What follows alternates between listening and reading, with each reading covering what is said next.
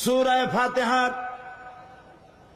60টি আয়াতের শিক্ষা যদি কোনো মানুষ গ্রহণ করে, আমল করে, আল্লাহ রাব্বুল আলামিন তার জন্য জাহান্নামের 7টি দরজা বন্ধ করে দিবে।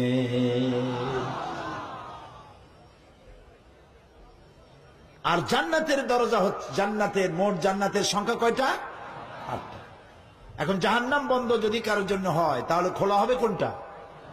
জান্নাতের দরজা, যার জান্নাতের সংখ্যা হলো 8টা। এখানে মুমিনের 8টি বৈশিষ্ট্য আল্লাহ বর্ণনা করছেন। এই 8টি বৈশিষ্ট্য যদি কেউ গ্রহণ করতে পারে, আল্লাহর 8টি জান্নাতের দরজাই তার জন্য খোলা হয়ে যাবে। এই 8টি কথা আজকে বলবো ইনশাআল্লাহ।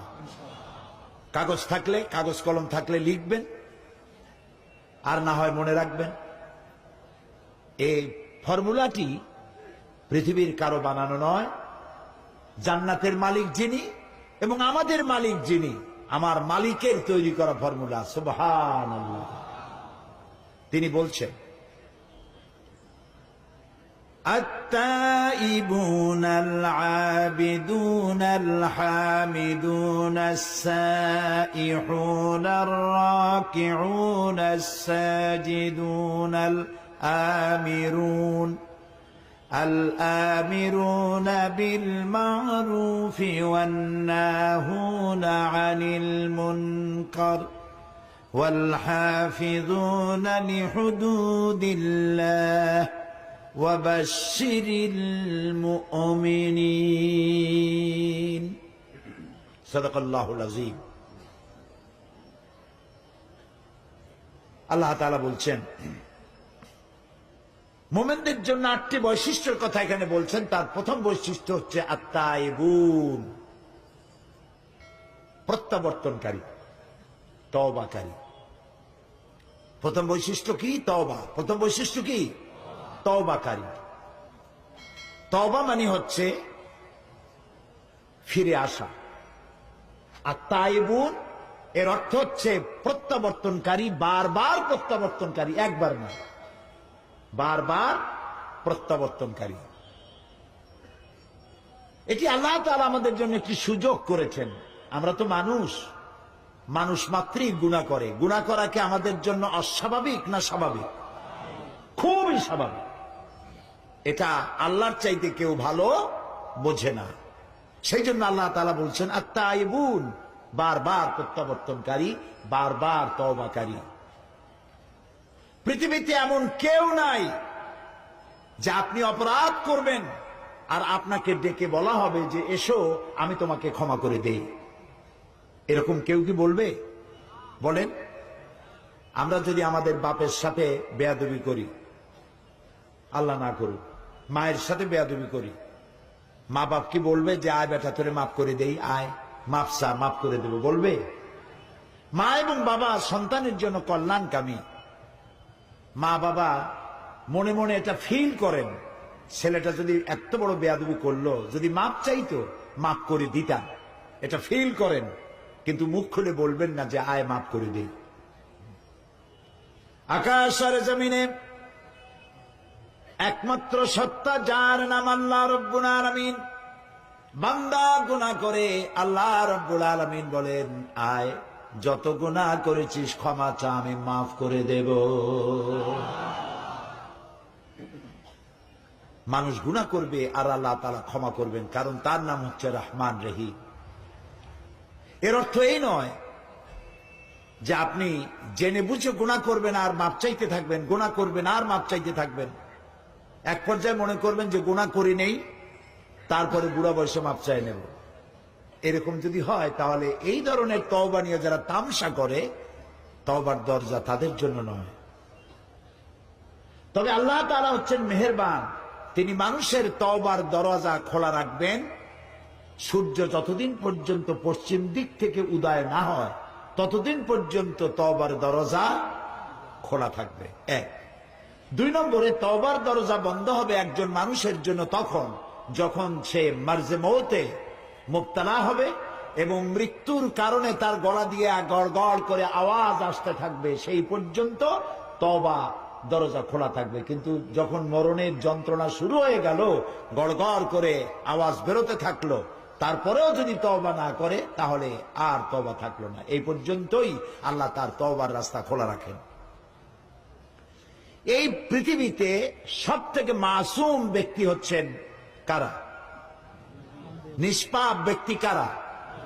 আম্বিয়া আলাইহিমুস সালাম। নবীরা নিষ্পাপ, মাসুম, বেগুনাহ, তাদের কোনো গুনাহ নাই। নবী করিম সাল্লাল্লাহু আলাইহি সাল্লাম 40 বছর বয়সের সময় নবুয়ত পেয়েছিলেন। এই 40 বছরের মধ্যে, নবুয়ত পূর্ব 40 বছরে তিনি কি কোনো গুনাহ করেছেন? এরকম আস্তে ঠান্ডা ঠান্ডা জবাব আমি কামনা করি না। যারা জানেন তারা জবাব দিবেন। নবুয়ত পূর্ব 40 বছর জীবনে রাসূলুল্লাহ কোনো গুনাহ করেছেন? নবুয়ত পাওয়ার পর মৃত্যু পর্যন্ত একটি গুনাহও কি করেছেন? যেই নবী সারা জীবনে একটি গুনাহ নাই, সেই নবী বলছেন আমি দৈনিক 70 বার তওবা পড়ি। নবীজি আরো বলেছেন আমি দৈনিক 100 বার তওবা পড়ি। সুবহানাল্লাহ। রাতে দিনে 24 ঘন্টা গুনাহ করি, আমরা তওবা করি না। আর রাসূলুল্লাহ দৈনিক 100 বার তওবা পড়তেন। নামাজ পড়তেন, সালাম ফিরিয়ে বলতেন আল্লাহু আকবার, এরপরে 3 বার বলতেন আস্তাগফিরুল্লাহ, আস্তাগফিরুল্লাহ, আস্তাগফিরুল্লাহ। কয়বার বলতেন মনে থাকবে আপনাদের? আজকের এশার নামাজের থেকে আমল করবেন। ইমাম যখনই সালাম ফিরাবে আপনি কি বলবেন? আল্লাহু আকবার বলেন সবাই। তারপরে 3 বার কি বলবেন? আস্তাগফিরুল্লাহ, আস্তাগফিরুল্লাহ, আস্তাগফিরুল্লাহ, 3 বার। তোমার গুনাহ যদি হয় পাহাড় সমান, আল্লাহর রহমত হবে আকাশ সমান। তোমার গুনাহ আকাশ সমান, আল্লাহর রহমত তার আরশে আজিম উপচে পড়েছে। সুবহানাল্লাহ। এত দয়া, এত মেহেরবান, এত রহমত আল্লাহ তাআলা।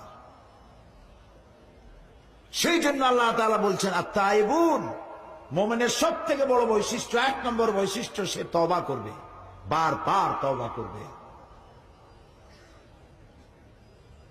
রুকনি ইয়ামিনী এবং হাজারে আসওয়াদ কাবা শরীফে, এইখানে কাবা শরীফে যে গেলাফ আছে, এই গেলাফের চতুর্দিকে সোনার সুতা দিয়া কোরআন শরীফের অনেকগুলি আয়াত লেখা আছে।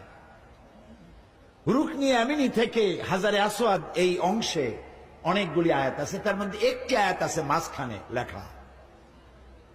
এমন জায়গায় এই আয়াতটি উৎকীর্ণ করা হয়েছে। এখানে যে আয়াতটি লেখা আছে, আল্লাহ রাব্বুল আলামিনের কোরআনের আয়াত লেখা হলো ওয়া ইন্নী লাগাফফারুন লিমান তাবা ওয়া আমানা ওয়া আমিলা সালিহান সুম্মা ইহতাদা। ওয়া ইন্নী লাগাফফারুন, আমি অবশ্যই ক্ষমাশীল। সুবহানাল্লাহ। কে বলতেছেন? আল্লাহ তাআলা। আমি অবশ্যই ক্ষমাশীল, দয়াবান। কাদের জন্য? লিমান তাবা, যে ব্যক্তি তওবা করলো, ঈমান আনলো এবং নেক কাজ করলো, নেক আমল করলো, সুম্মা ইহতাদা, এবং এরপরে সেই নেক আমলের উপরে টিকে থাকলো, হেদায়েতের উপরে টিকে থাকলো, আমি তার জন্য ক্ষমাশীল। আল্লাহর ক্ষমা তার বান্দাদের জন্য বিশাল মেঘের মতো ছায়া দিয়ে আছে আমাদেরকে। হযরত ওমর ফারুক রাদিয়াল্লাহু তাআলা আনহু একবার হেঁটে যাচ্ছিলেন অন্ধকার রাতে, পেছনে কিছু সাহাবীরা হাঁটতেছিলেন। এমন সময় চলতে চলতে তিনি জিজ্ঞেস করছেন, আচ্ছা তোমাদের মধ্যে এমন কি কেউ আছো যিনি বলতে পারো যে কোরআনে কারীমের মধ্যে মুমিনের জন্য হতাশা ব্যঞ্জক কোন আয়াত আছে নাকি? একজন চট করে জবাব দিলেন, আছে। কি সেই আয়াত মুমিনের জন্য হতাশা ব্যঞ্জক? পেছনে যিনি জবাব দিচ্ছিলেন তিনি বললেন, فَمَن يَعْمَلْ مِثْقَالَ ذَرَّةٍ خَيْرًا يَرَهُ وَمَن يَعْمَلْ مِثْقَالَ ذَرَّةٍ شَرًّا يَرَهُ। পৃথিবীতে যে ছোট্ট একটি নেকির কাজ করবে, ভালো কাজ করবে, সরিষা পরিমাণ নেকির কাজ করলে সেটা দেখতে পাবে। আর সরিষা পরিমাণ গুনার কাজও যদি কেউ করে তাও সে কিয়ামতে দেখতে পাবে।